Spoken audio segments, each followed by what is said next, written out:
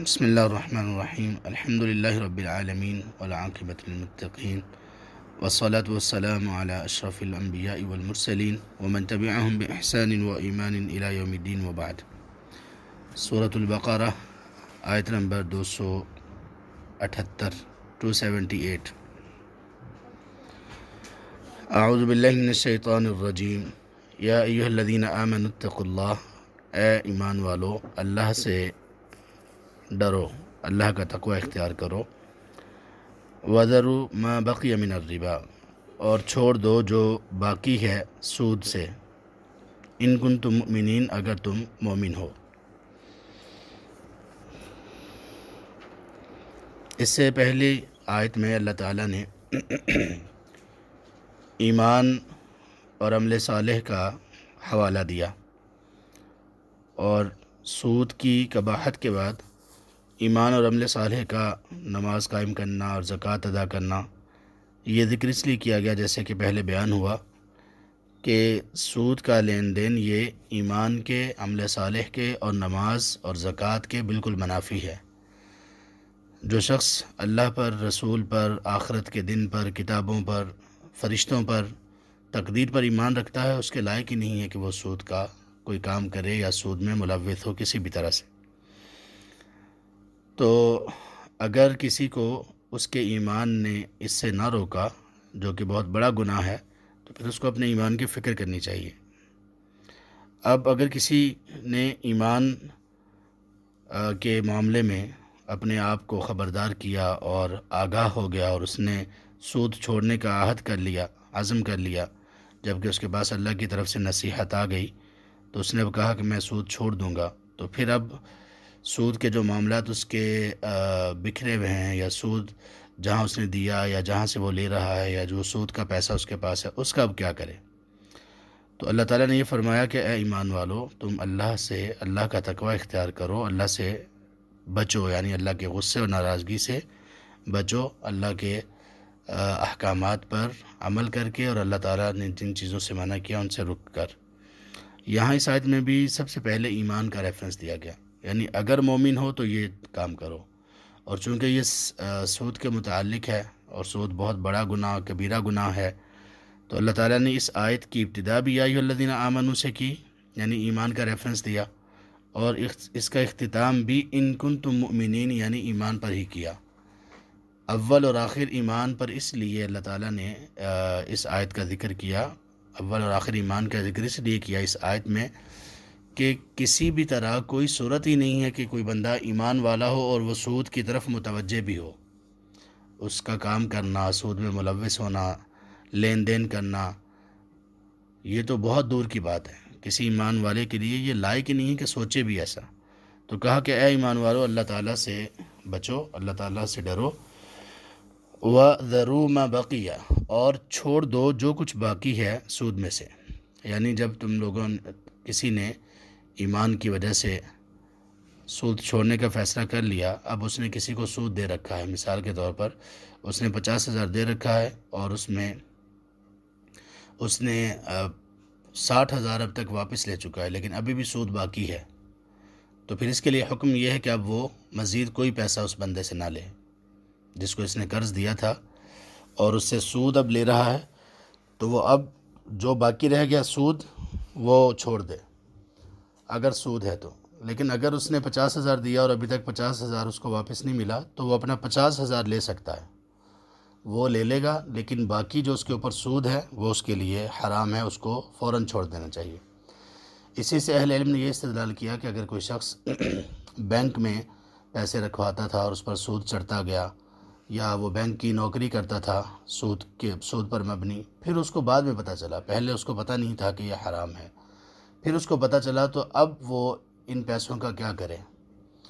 شیخ محمد بن صالح العثیمین رحمہ اللہ، ان کی رائے یہ ہے کہ وہ اس کو یہ پیسے لینے ہی نہیں چاہیے،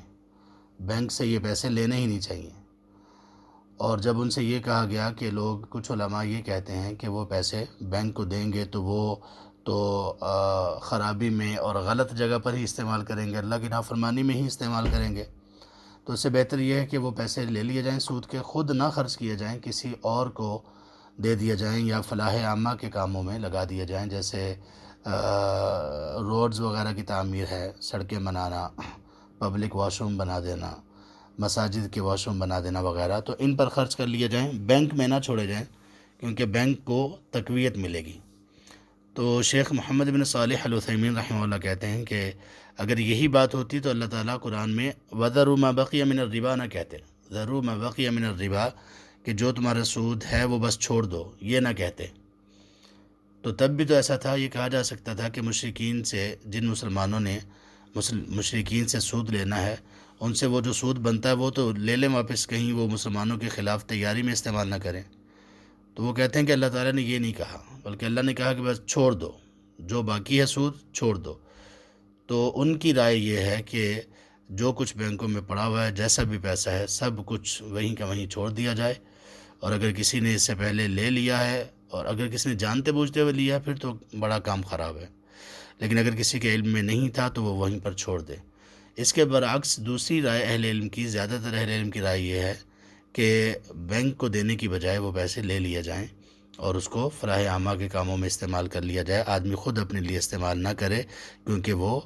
طیب اور پاک اور حلال مال نہیں ہے، اور بینک سے نکلوانا صرف اس وجہ سے ہے کہ وہ اور غلط ہاتھوں میں استعمال نہ ہو، تو اس میں نقصانات زیادہ ہیں۔ تو یہ دوسری رائے ہے اہل علم کی، اور وہ دیکھتے ہیں کہ نقصانات کس میں کم اور کس میں زیادہ ہیں، تو جس میں زیادہ نقصانات ہیں اس سے وہ بچ جاتے ہیں، تو وہ کہتے ہیں دونوں نقصان دہ چیزیں ہیں، لیکن بینک میں پیسے کو چھوڑنا یہ زیادہ نقصان دہ ہے۔ اور دوسرا یہ کہ کبھی کبھی ایسا ہوتا ہے کہ کسی ایسی جگہ پر بندے کو سود مل رہا ہوتا ہے جہاں پہ اس کو پتہ بھی نہیں ہوتا، اور جب پتہ چلتا ہے تو وہ چھوڑ بھی نہیں سکتا، کوئی ایسا طریقہ ہی نہیں ہوتا کہ وہ سود کہے کہ میں نے نہیں لینا، وہ اس کا پڑا رہے گا اور وہ بڑھتا رہے گا، یا اس کو لینا ہی لینا ہوتا ہے۔ تو ایسی صورت میں پھر اس کو لے کر وہ آگے فلاح عامہ کے کاموں میں لگا دے، خود خرچ نہ کرے اور اسی طرح کی چیزوں میں خرچ کر دے۔ یہ عام رائے ہے اہل علم کی۔ تو اللہ تعالیٰ نے پھر اس کے بعد کہا فَإِن لَّمْ تَفْعَلُوا، یعنی اگر تمہیں اللہ کا تقوی اختیار تم نے نہ کیا، ایمان کا جو تمہیں بار بار ریفرنس دیا گیا، 277 نمبر آیت 277 میں بھی اللہ تعالیٰ نے ان الذین آمنوا سے بات شروع کی، اس کے بعد 278 نمبر آیت یعنی اس کے بعد والی آیت، اس میں بھی یا ایھا الذین آمنوا سے شروع کیا اور ان کنتم مؤمنین پر ختم کیا۔ اتنی دفعہ ایمان کا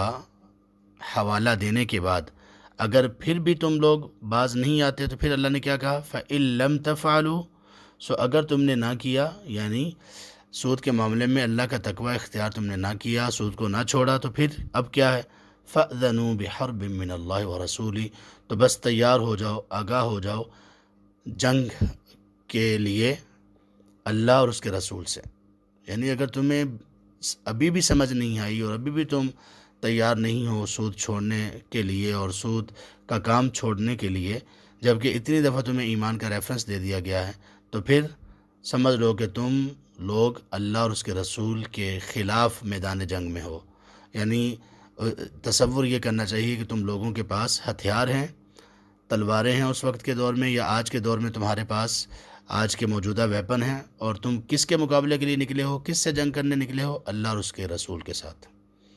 اور تمہارا دعویٰ یہ ہے کہ ہم بس چھوڑیں گے نہیں، اللہ کو اور اللہ کے رسول کو چھوڑیں گے نہیں، نعوذ باللہ من ذالک۔ تو سود کھانے والا بندہ وہ اسی طرح سے اپنے عمل سے کر رہا ہوتا ہے، اس لیے اللہ تعالیٰ نے کہا کہ بس اعلان جنگ ہے ان کے ساتھ، اللہ اور اس کے رسول کا۔ اب یہ بات اتنی سخت ہے کہ اللہ اکبر، اس کے بعد کوئی کسی بندے سے جس میں رمق بھی ہو ایمان کی،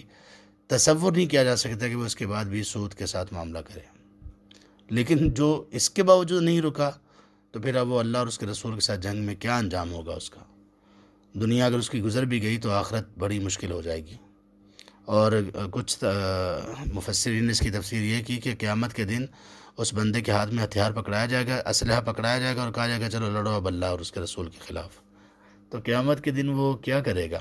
جبکہ اللہ تعالیٰ یہ کہہ رہے ہوں گے انا الملک، میں ہوں بادشاہ، این ملوک الارض، کہاں ہے زمین کے بادشاہ؟ تو یہ تو بادشاہ بھی نہیں ہوگا، تو کیا اس کا بنے گا؟ تو بس یہ سب یقین کی باتیں ہیں۔ تو ایک سود کی وجہ سے بندہ اللہ پر ایمان بھی گواتا ہے کمزور کرتا ہے اس کو، رسول پر بھی، کتابوں پر بھی، اور آخرت پر بھی. اپنی قبر کو نہیں یاد رکھتا، اپنی آخرت کو نہیں یاد رکھتا، بس وہ پیسے کی ریل پیل ہے اور پیسے کی کثرت ہے، تو وہ شیطان اس طرف اس کا دھیان ہی نہیں جانے دیتا کہ اللہ کے بندے تم نے یہ سارا مال چھوڑ کر، روپیہ، مال و دولت سب چھوڑ کر تم نے قبر میں جانا ہے. تمہارے کفن میں نہ جیب ہوگی، نہ ہی تمہاری میت کی چارپائی پر کوئی تمہاری دولت کو رکھے گا، سونے اور چاندی کو، مکان، گھر، پراپرٹی، گاڑی کو کوئی نہیں رکھے گا ساتھ، اکیلے جاؤ گے. تو بس یہ چند ایک سالوں کی موج اور عیش کے لیے تم اتنا لمبا سفر اپنا برباد کر رہے ہو کہ جس سفر کا اختتام یا جنت پر ہوگا یا جہنم پر ہوگا. تو اللہ تعالیٰ نے یہ سب سے بہت ہی زیادہ، یعنی ایسا انداز کسی اور گناہ کے بارے میں نہیں اپنایا. اللہ تعالیٰ نے کسی اور گناہ کے بارے میں ایسا انداز نہیں ہے کہ اللہ اور اس کے رسول سے جنگ. اور اس کی قباحت میں وہ جو احادیث ہیں، جیسے میں نے شروع میں بھی سنائی کہ اللہ کے رسول صلی اللہ علیہ وسلم نے فرمایا اس کے کچھ 70 کے کچھ قریب درجے ہیں، اور سب سے چھوٹا درجہ اس کی قباحت، اس کا گناہ یہ ہے کہ جیسے آدمی اپنی ماں سے نکاح کرے. تو یہ اتنی واضح حدیث، اتنی دو ٹوک حدیث اور اتنی دو ٹوک آیات، اس کے بعد پھر انسان کو اگر سمجھ نہ آئے تو پھر اللہ ہی رحم کرے اور اللہ تعالیٰ بس اس کو ہدایت دے دے. تو کہا فَإِن لَمْ تَفْعَلُوا فَأَذَنُوا بِحَرْبٍ مِّنَ اللَّهِ وَرَسُولِهِ، اگر تم نے ایسا نہ کیا یعنی باز نہ آئے تو پھر اللہ اور اس کے رسول کے ساتھ جنگ کے لیے تیار ہو جاؤ. وَإِن تُبْتُمْ، اور ہاں اگر اب بھی تمہیں خوف آ گیا اور تم توبہ کر لو، لوٹ آؤ، سود چھوڑ دو اور واپس لوٹ آؤ تقویٰ کی طرف، حلال کی طرف. فَلَكُمْ رُؤُوسُ أَمْوَالِكُمْ، تو اب کیا ہوگا؟ جو تم نے قرض دے رکھے ہیں کیا سب ڈوب گئے تمہارے؟ نہیں. فَلَكُمْ رُؤُوسُ أَمْوَالِكُمْ، تو تمہارے لیے ہوں گے تمہارے رأس المال. رؤوس اموالکم، تمہارے مالوں کے سر تمہارے ہوں گے، جس کو ہم رأس المال اردو میں بھی کہتے ہیں. اس کو کہتے ہیں اصل انویسٹمنٹ. جو بندے نے اصل دیا ہوگا وہ تمہارا ہے. یعنی جیسے میں نے پہلے مثال دی، اگر 50,000 اس نے کسی کو قرضہ دیا اور کہا کہ اس کے اوپر اتنا سود ہوگا، تو اب جب وہ توبہ کرے گا تو پھر یہ 50,000 اس کا ہے، یہ لے گا واپس، یہ اسی کا ہوگا. سود وغیرہ اس کے اوپر جو وہ لے رہا تھا وہ چھوڑ دے گا. تو اللہ نے فرمایا اگر تم توبہ کر لو تو رأس المال، اصل انویسٹمنٹ تمہاری ہی ہوگی.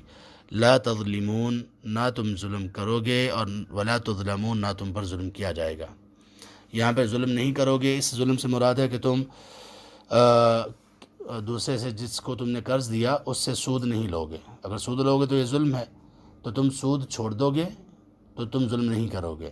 ولا تظلمون، اور تم پر بھی ظلم نہیں کیا جائے گا. اس کا کیا مطلب؟ کہ اب یہ نہیں ہے کہ تمہارا اپنا جو مال تھا، اصل حقیقی مال، جیسے وہ 50,000، وہ بھی اب تمہیں نہ ملے تو یہ تم پر ظلم ہے. نہیں، وہ تمہیں ملے گا. تو نہ تم ظلم کرو گے، نہ تم پر ظلم کیا جائے گا. تو اس طرح سے سود سے نجات کا طریقہ بھی بتا دیا، اور سود سے معافی کے بعد کیا کرنا ہے یہ بھی بتا دیا. اس سے بھی پتہ چلتا ہے کہ یہ کتنا اہم کام ہے کہ اللہ تعالیٰ نے اس کی تمام تفصیلات اور تمام جزئیات اس میں سے سب کو واضح کر دیا، تاکہ کسی پر کوئی بھی شبہ باقی نہ رہے اور کوئی ایسی چیز نہ ہو کہ وہ کہے کہ مجھے سمجھ نہیں آئی. اللہ تعالیٰ ہمارے دلوں میں تقوی اور خیر کو پیدا کر دیں، اور اللہ تعالیٰ اپنی توفیق سے ایسے تمام گناہوں سے ہمیں بچنے کی توفیق نصیب فرمائے. آمین یا رب العالمین. سبحانک اللہم و بحمدک، اشہد ان لا الہ الا انت، استغفرک و اتوب الیک.